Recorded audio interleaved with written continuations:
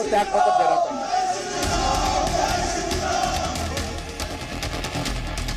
ये बदलाव बहुत दुर्भाग्यपूर्ण है भारत के लिए और विशेष रूप से हिमाचल प्रदेश के लिए।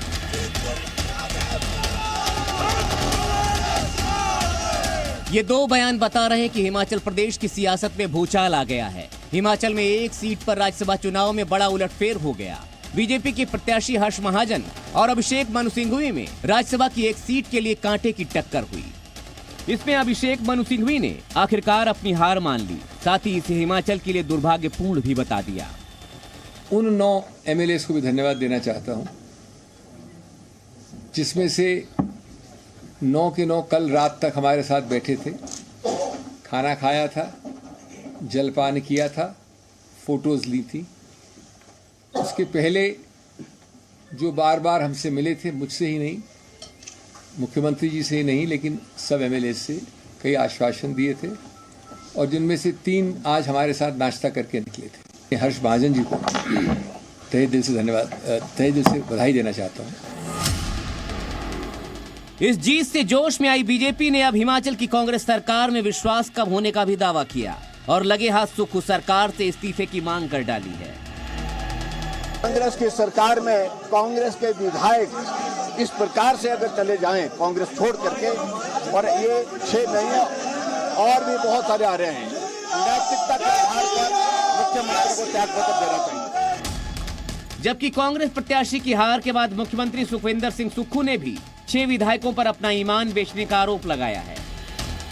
जो विधायक चुनकर कांग्रेस के चुनाव चिन्ह पर आया, 6 जो उम्मीदवार चुनकर आए, जिन्होंने अपना ईमान ही बेच दिया, वो भारतीय जनता पार्टी को उनके क्षेत्रों में हरा कर आए हैं और यहाँ आकर वो पार्टी की जो अधिकृत उम्मीदवार हैं, वरिष्ठ अधिवक्ता, हमारे प्रसिद्ध अधिवक्ता, हिंदुस्तान के सबसे लीडिंग लॉयर, उनके खिलाफ उन्होंने वोट दिया। तो क्या लगता है आपको कि वो नाराजगी का वोट था? वो तो एक ही चीज का वोट होता है जिसकी जानकारी आपको मेरे से ज्यादा होगी। दरअसल हिमाचल प्रदेश में क्रॉस वोटिंग हुई। कांग्रेस के 40 विधायक थे, जबकि उसके प्रत्याशी को 34 वोट ही मिले, जबकि 6 विधायकों ने क्रॉस वोटिंग की। 3 निर्दलीय विधायकों ने भी क्रॉस वोटिंग की। ऐसे में दोनों ही पक्षों को 34-34 वोट मिले, यानी दोनों ही पक्षों को 34-34 वोट मिले। इसके बाद फैसला ड्रॉ के आधार पर किया गया।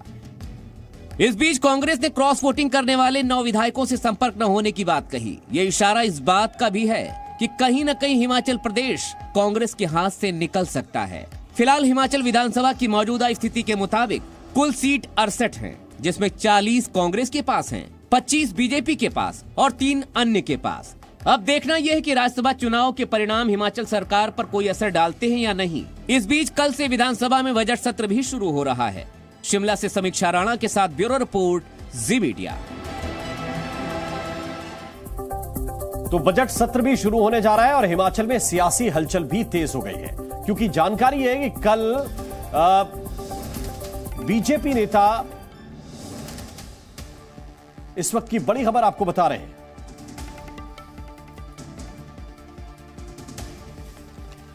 इस वक्त की बड़ी खबर आपको बता रहे हैं कि बीजेपी विधायक दल के नेता कल राज्यपाल से मिलेंगे। जानकारी यह भी मिल रही है, बीजेपी के नेता कल राज्यपाल से मिलेंगे।